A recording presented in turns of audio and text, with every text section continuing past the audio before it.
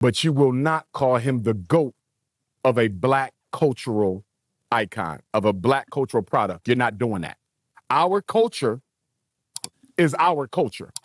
We don't share it. If y'all want to give people privilege to participate, then they have participation privilege. But you cannot be the face of something my people made. Yo, it's Geekd Up Reacts, right back where you at, man. Hefe coming to you, my brothers, as always. Rome, Juju, Q, we all in the studio today. Another hot video. Dr. Umar, man, he really isn't failing anyone, and I mean anyone, putting EMINEM up there as a top 3, top 5, top anything when it comes to artists in the hip-hop industry, man. You know, a lot of people probably think differently, but we're going to see what Dr. Umar's reasoning was behind it. Drop a like on the video, subscribe to the content. Let's get to it, Pop. I was doing a podcast interview. The topic came up. I think it was Joe Budden who suggested EMINEM may be one of the greatest. And I said he could never be considered the GOAT. If you want to say he's one of the greatest, make that argument. But you will not call him the GOAT of a black cultural icon, of a black cultural product. You're not doing that. Our culture is our culture. We don't share it.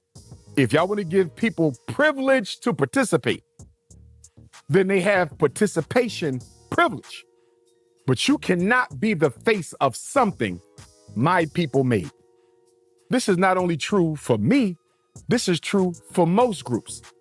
But because black people suffer from post-traumatic slavery disease and we crave white validation more than oxygen, we are always looking to anoint some non-African as the face of something African people created. So when I said EMINEM cannot be the GOAT, I never said he couldn't rap. I never said he didn't have talent. I simply said he can't be the GOAT. No more than DJ Khaled could ever be considered the GOAT as a DJ or producer because you are not African. So a lot of hip hop artists took offense. They came out of the woodworks with their unlicensed law degrees and served as EMINEM's expert lawyer and publicist to the black world.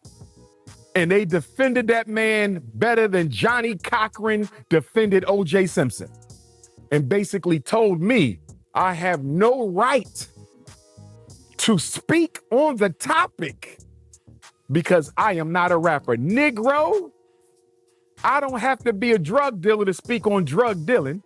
I don't have to be a surgeon to speak on the racism that blacks suffer in the medical industry. And I don't have to be a rapper to speak on rap music. But as an African who grew up in hip hop, as an African who partakes in hip hop, as an African who is a safeguarder of all African culture, I will speak on anything my people create and anything my people are affected by. And I'm just disappointed, brother. Because just like we talked about Snow Bunny Barkley and Snow Bunny Shannon and LeBron James earlier defending Caitlin Clark, we saw the same thing happen with these so-called gangster rappers who took EMINEM's defense against your good brother, Dr. Umar Ifatunde. And you know what bothered me the most about all of these rappers defending EMINEM without him even asking them to, without him even paying for them to do it? What offended me the most about it, Art, I've never seen any of them defend black women the same way. Now, one of these rappers who defended EMINEM against me, I never seen a single one of them defend black women as ferociously as they defended EMINEM. What did I say earlier? Politically effeminate. Our gangster rappers are politically effeminate. Our basketball players, NFL players, politically effeminate whenever it comes to holding white people responsible for appropriating black culture. Here comes the gangster rappers to defend their white Jesus. Here comes the basketball players to defend their white Jesus. It's absolutely insane. Black celebrities never defend us. They never defend black America, but whenever white folks are offended by black people, they're the first people to pop up. All right, let's get this out the way real quick. Actually, first, raise a hand. Sorry, show of hands here. Who thinks Eminem actually is the GOAT? Okay, all right. So we got that out the way. I don't know who the fuck Joe Budden said that shit. I'm surprised he said that shit. I'm not sure. I don't know who was calling him. That's a good GOAT. question. Yeah, That's I don't know an who amazing ever question. I'm not sure who said heard Eminem that. was the GOAT. Who called for Eminem being the GOAT? Nobody, bro. I don't think that was in anybody's conversations. Real quick, I guess what he was. I guess what he's saying culturally, like, you know, how means. can I but definitely get what he means. but greatest of all time. I mean, that's what GOAT means. So hypothetically, if Eminem as a white rapper was the greatest like rapper of all time, I mean I couldn't see how we don't put him up there if he was. He's not. But if he actually was of ilk of like a Kendrick Lamar, a Jay-Z, you know, a Nas, you know what I mean? Like, then okay. I mean, shit, he might be greatest of all time. I think that's what he was saying was like, if you want to put him as one of the greatest, one of the you know, say most impactful, I would agree with that even personally. Like, I think he is one of the greatest lyricists that have definitely been out here. But as far as like the greatest of all time, yeah, I see exactly what he means, and I would agree with that. You can't necessarily be greater than the individual who like created what it is that we're talking about in the genre in which that we're in, and the thing that got everybody on this wave. I see what he means by that, and I would need to think about it more, but I could possibly lean in that direction as well. It's fair. I mean, honestly, just listen to what he was saying. I definitely, I can see a little bit of the truth in what he's saying, just as far as the cultural difference of trying to, you know, label Eminem as a GOAT. Like you said, none of us saw him as that. You know, one of is fine and everything like that, but at the same time, what are you trying to build his accolades off of as a GOAT of rap? Is it you know, the storytelling per se, and how he's, you know, going bar for bar, or is it true accolades as far as, you know, awards and things like that? You know, I think that GOAT title still, you know, is kind of specific for everybody. You know, everybody has their own, you know, classifications as what a GOAT may be in whatever their respective field is. So, but I definitely see the truth in saying, you know, that Eminem wouldn't be able to be a GOAT of, you know, African American culture. I see the, you know, the truth in that and understand that. Facts.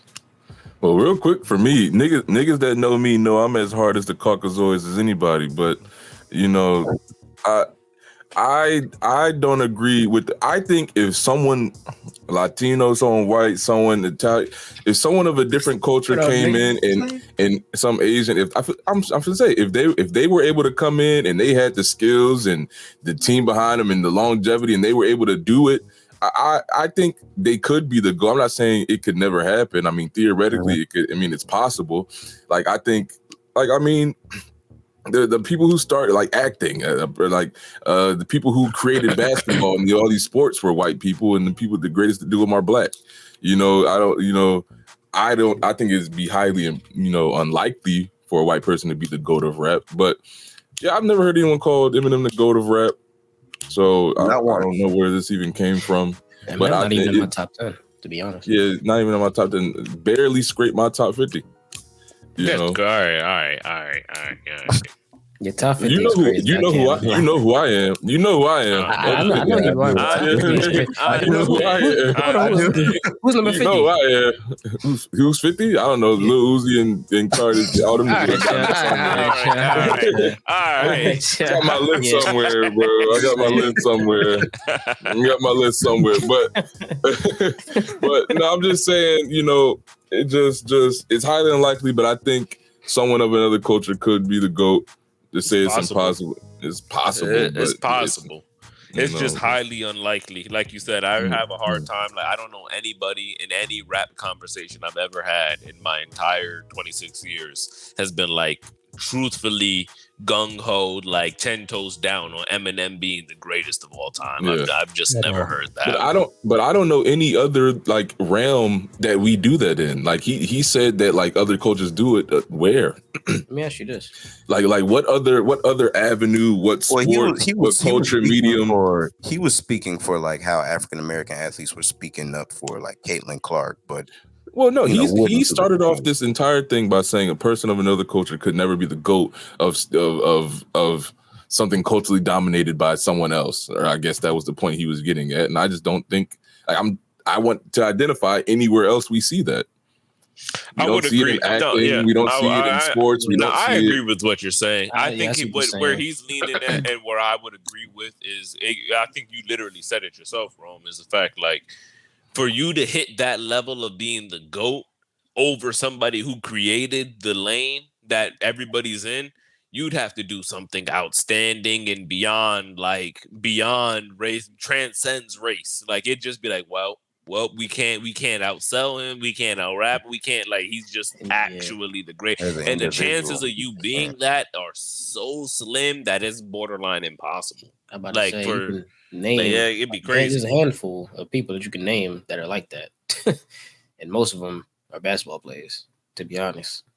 You know what I mean? So, but I don't know. I mean, let me ask y'all this though, real quick: are we giving Drake that same treatment?